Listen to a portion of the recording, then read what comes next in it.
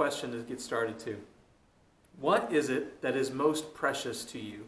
Now, I don't want a Sunday school answer like Jesus or my relationship with God or something like that. I really want you to think about what is it that is most precious to you? Or maybe think about it this way. What is it that you are the most scared to lose?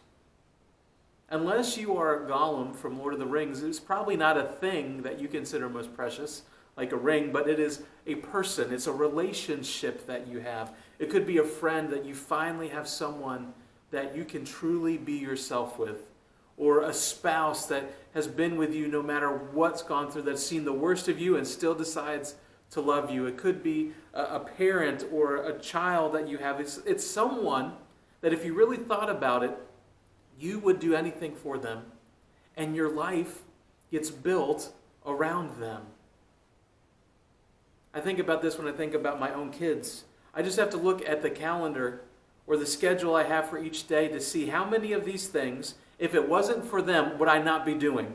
Because they're inconveniencing me or things that I'm not as interested in, but because it's for them, man, I'm happy to do it. Like picking them up from school every day or taking them to practices or watching different shows or whatever it is that they are into. Man, my schedule and my calendar fits around that way more often than it would if it was just up to me. There's a good thing that happens when we have these kind of relationships. We want to protect them. We want to protect the people. We want to protect the connection we have with each other. We don't want to take these kinds of relationships for granted because they are life-giving to us. And because we want to protect what's valuable to us, we tend to do two things more than anything else. There's kind of two main strategies. The first one is we like to keep things close. So we put wedding rings on our fingers. We put necklaces with house keys or valuables or lockets with pictures of people important to us around us to keep them close to our heart. We want them in proximity. Which is why when we go to the playground when our kids were younger and they would ask where they could go, we would say, go where we can still see you. Go where I can make eye contact with you. Because if anything were to happen, I need to be able to be close enough to react to it and do something about it. I don't want you so far away that I don't know where you are anymore, or if something happens, I can't do anything about it. I need you to stay in this area where I still have some control. I need you to be close. And that area, if I'm doing my job a lot of times as a parent, I want to keep that area under control as well. I need to control the environment, which is why we put things that are valuable to us in a safe so often, right?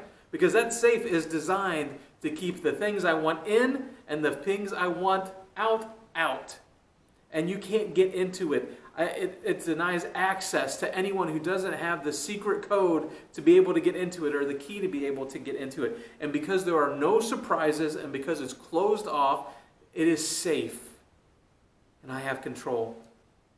And we try to do the same thing with people, whether we like to admit it or not. We want to keep the environment secure so that there's no surprises, so that nothing that I don't want gets in and nothing gets out that I want to stay in.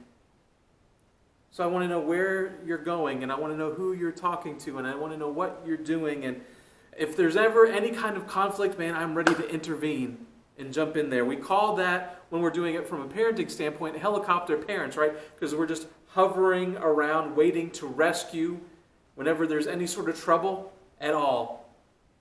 And we do that because we love our children and because we care about them and we want to keep them safe, which is good things. But this desire to protect what is valuable can often cause problems for us.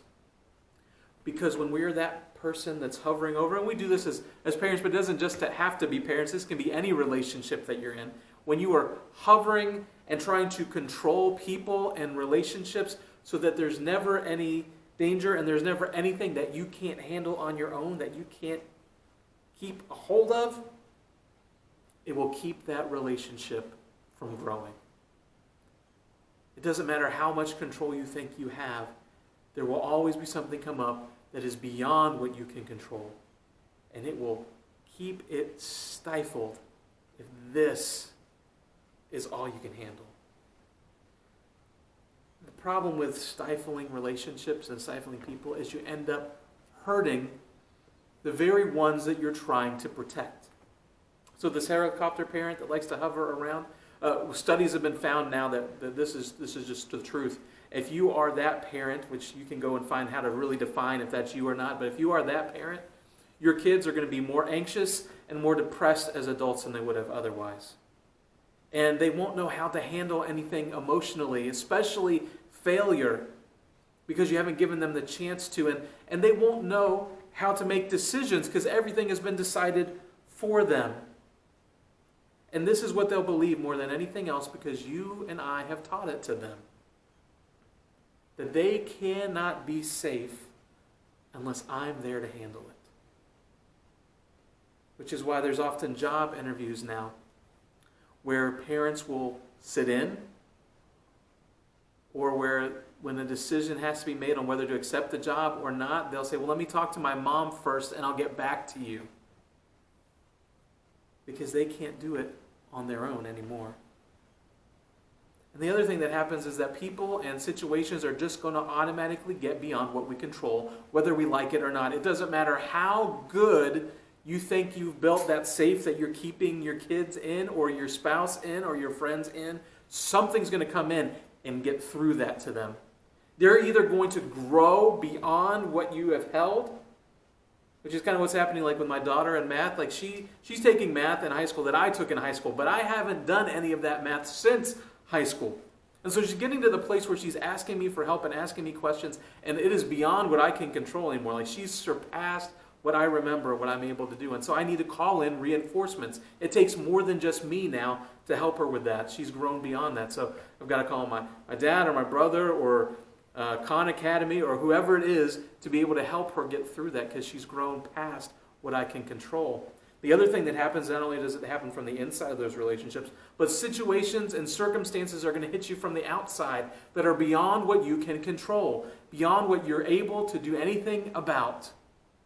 And they're going to come at your kids and your spouses and your friends, and what are you going to do about it when you can't do anything about it? I have a good friend of mine who recently, his wife was diagnosed with a rare form of cancer. There's nothing he can do, really, other than pray and be there for her. But he can't make it safe. He can't get rid of it. The doctors are doing treatments, but even with them, it's more of a guessing game because of the rarity of it than this is a standard operating procedure that we know works every time. And so what is he supposed to do then when he is at his limit? And so that's what I wanted you to think about for a second. What relationships do you have that are most precious to you where there is something in that relationship that is at your limit? Maybe it's a child that's walked away from you in the faith. Maybe it's a bitterness in a relationship between people that should love each other. Maybe it's something else completely. But what is it where you are just at your limit and you don't know what to do? Because when you're at that place, you have a decision you have to make.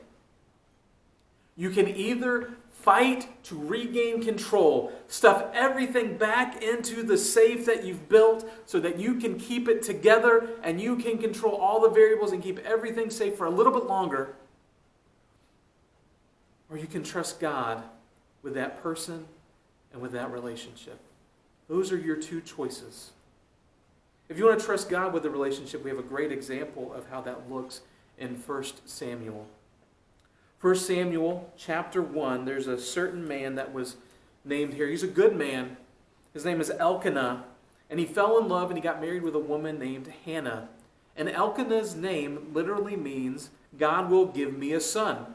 And so they got married, they're in love, and they just assumed that he was going to live up to his name, that together he was going to have a child, a son, maybe several sons, lots of kids, but at least one, and that they were going to live happily ever after. Well, years went by, and that wasn't the story of their life. Instead, Hannah is unable to have children with Elkanah. And he still has to live up to his name because that is the main responsibility that he has and that she had in his culture. The family name must continue. There has to be someone to pass things on to. And so he takes another wife, and that wife gives him children. And this describes what that relationship between the three of them looked like. It said, year after year, this man went up from his town to worship and sacrifice to the Lord Almighty at Shiloh, where Hophni and Phinehas, the two sons of Eli, were priests of the Lord. Whenever the day came for Elkanah to sacrifice, he would give portions of meat to his wife Peninnah and to all of his sons and daughters. But to Hannah he gave a double portion because he loved her and the Lord had closed her womb. And because the Lord had closed her womb, her rival kept provoking her in order to irritate her. This went on year after year. Whenever Hannah went up to the house of the Lord, her rival provoked her till she wept and would not eat. Elkanah, her husband, would say to her, Hannah, why are you weeping? Why don't you eat? Why are you downhearted? Don't I mean more to you than 10 sons? Imagine how Hannah had to feel living this life. The second wife is there only because she is a failure. The one thing she's supposed to be able to do is to have children for her husband, and she can't do it. And her rival rubs her face in it every chance she gets. Others in her community would look on her with shame. She would have to carry that, and probably did carry that anytime she left her house. And then her husband, who loves her and wants the best for her and is trying to help, does not get it. I mean, look at what he does. Well, you can't eat. Let me give you more food. You're crying. Let me. And I know why you're crying, but why does that bother you so much when you've got me? Because he just does not understand what she's going through. So here she is, tormented and bullied, ashamed and pitied and misunderstood. Can you relate to that at all?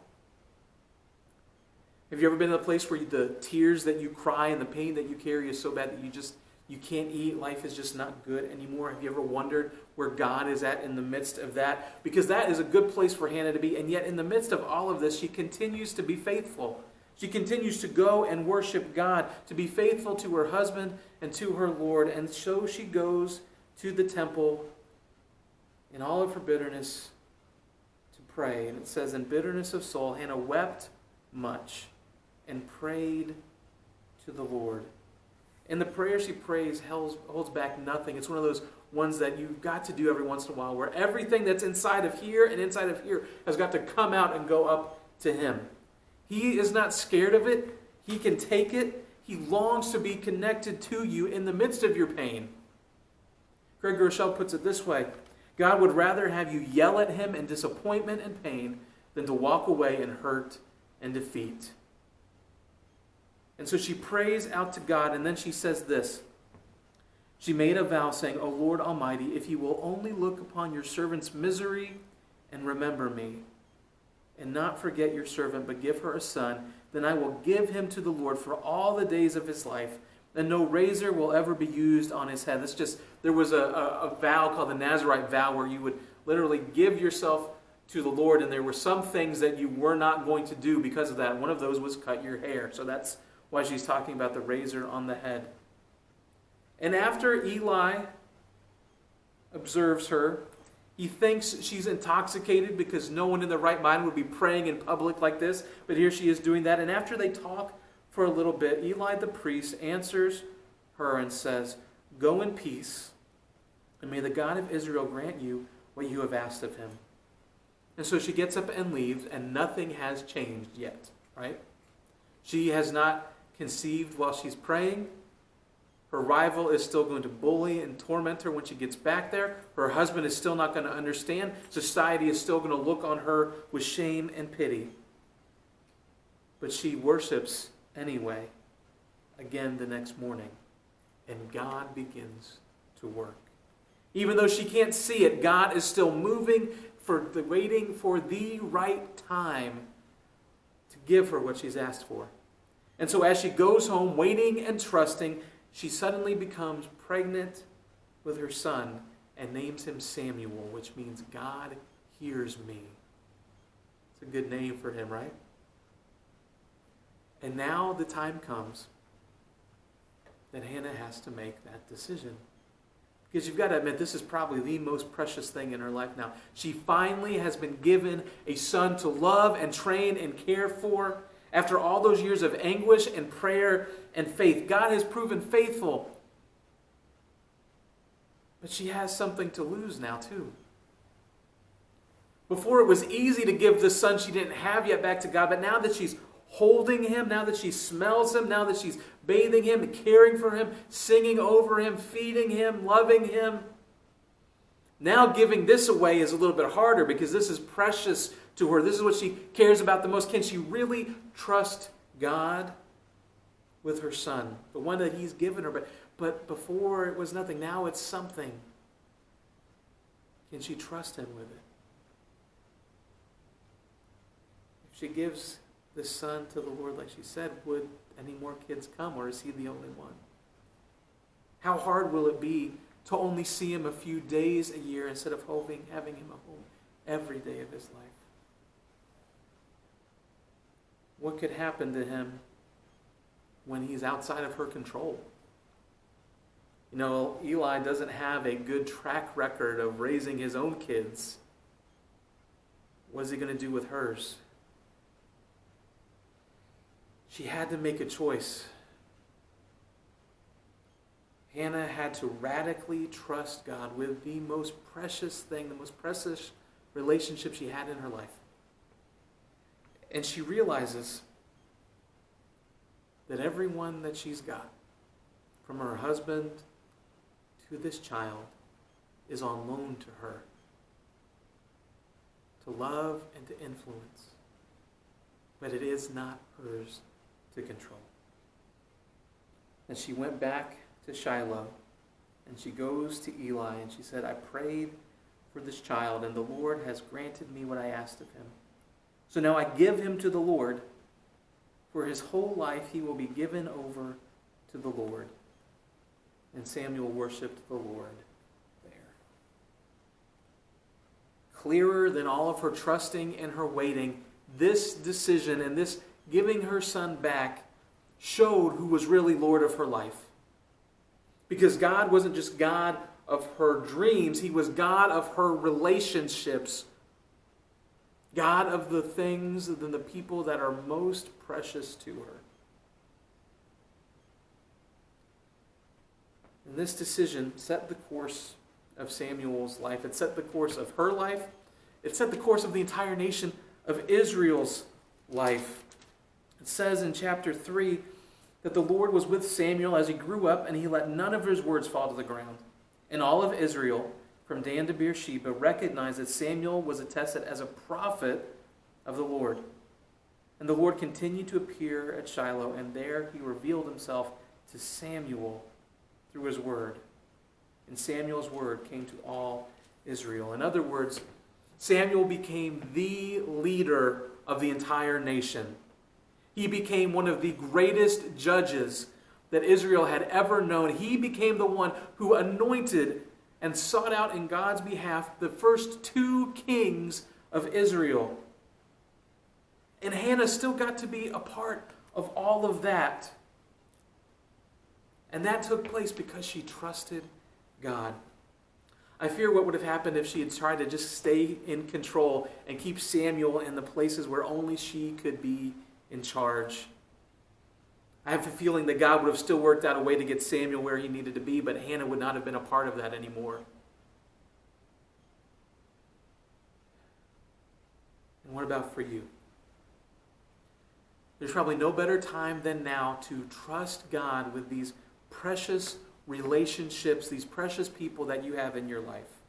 These ones that you love, these ones that you are so scared to lose, these ones that are trying to stay in control and keep safe. I've got to tell you, you cannot do that on your own. You have to trust God to keep them safe. You have to trust Him because you want what's best for them, right? You want what's best for you and for others. That's why you give so much of yourself into these relationships. But at some point, they're going to grow beyond what you control, or they're going to run into things that you cannot handle. And you can try and fight them back into the thing that you can keep in your hands and manipulate and control, but you will stifle them and you will stifle yourself and you will keep from witnessing and experiencing the fullness of what God has in store.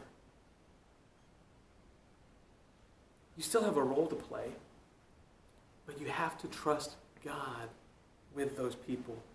You have to trust that He loves them more than you do and proven it already because He has given His life for them. He knows what's ahead more than you do. He can guide them and you way better than you ever could. And with Him, the best is always yet to come. You can trust Him, even with those precious ones. So maybe it's with your spouse that you're so scared to lose, or you're struggling in a relationship with. Trust God with them. No matter what happens, He will be with you and with them. Maybe it's a parent you haven't talked with in years and there's just something broken there. He knows how to heal that. He knows what's going on in between you. He knows how to heal safely. Trust Him. Even if you never talk to them again, trust them with Him. Maybe it's a friend or someone you're dating and they mean the world to you. You're so glad there's someone who gets you, someone who is around you, and trust them to God too, because whether they stay or whether they go, if you trust Him, it will be good for you and for them. Or maybe it's your children. For some of you, they're grown and gone, and you can't have them in your presence every day, and you've got to trust God has got them. Even if they're turning away from you and from Him, you have got to keep praying and trusting. Cry out like Hannah, because God is faithful. And if you've got them at home, like me, I have to keep remembering that they are on loan for me to love and to train and to influence. But I cannot control them forever. I can't control them very much at all.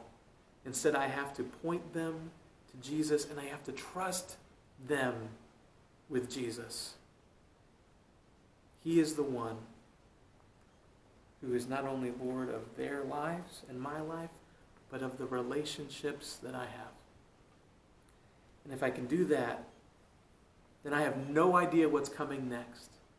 But I know it will be greater than anything I could have brought about on my own. And I long for that for them more than anything else. Lord, I pray that as we wrap up today, that we would learn to trust You with the most precious relationships that we have, those ones that we're scared to lose that mean the most to us. God, we're scared to trust You because we're scared to lose and we don't want to take a risk, but the only way to keep them safe, the only way to do the things we want to do is to give them to You, for You are the one who has the power and has the control and has the wisdom and has the love that they need to grow and to experience a way to get the fullness of life You've promised. Lord, and so we give over our relationships to You. You are Lord of our relationships, and we trust You with them.